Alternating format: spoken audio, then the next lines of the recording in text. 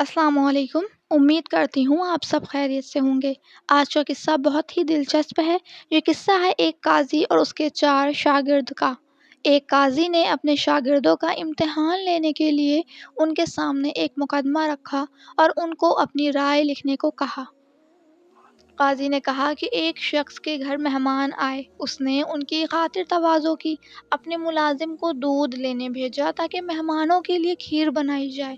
ملازم دودھ کا برتن سر پر رکھ کر آ رہا تھا کہ اوپر سے ایک چیل گزری جس کے پنجوں میں سانپ تھا۔ سانپ کے منہ سے زہر کے قطرے نکلے جو دودھ میں جا گرے۔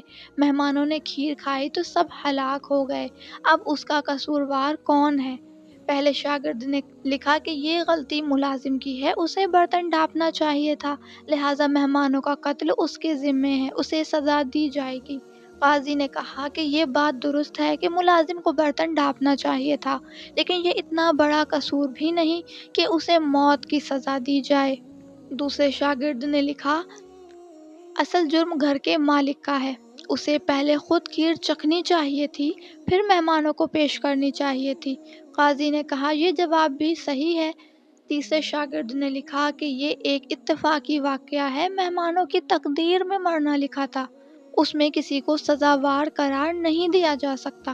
قاضی نے کہا یہ کسی جج کے اپروچ نہیں ہونی چاہیے، جج اگر مقدمہ تقدیر پر ڈال دے گا تو انصاف کون کرے گا؟ چوتھے شاگرد نے بڑے ہی سمجھداری سے جواب لکھا۔ اس نے کہا سب سے پہلا سوال یہ ہے کہ یہ سارا منظر دیکھا کس نے چیل کے پنجوں میں سانپ دیکھا؟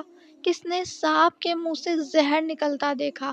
اگر اس منظر کا گواہ ملازم ہے تو وہ مجرم ہے، اگر گواہ مالک ہے تو وہ مجرم ہے، اور اگر کوئی گواہ نہیں تو جس نے یہ کہانی گڑھی وہ قاتل ہے۔ قاضی نے اپنے چوتھے شاگرد کو شاباشی دی اور صرف اسے منصب قضا کا اہل قرار دیا۔ یہ بڑی ہی اچھی کہانی تھی اور بہت ہی دلچسپ کہانی تھی۔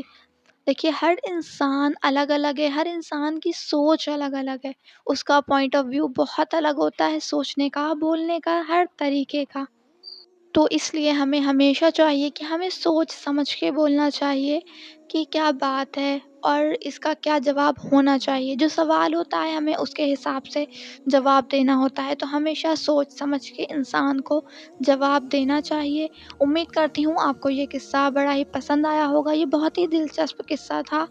اور اگر آپ کو ایسی ویڈیوز اچھی لگتی ہیں تو میرے چینل کو سبسکرائب کر لیں تاکہ آپ کو اس طرح کی ویڈیوز دیکھنے کو ملتی رہیں۔ ملتے ہیں کسی اور ویڈیو کے ساتھ۔ اللہ حافظ۔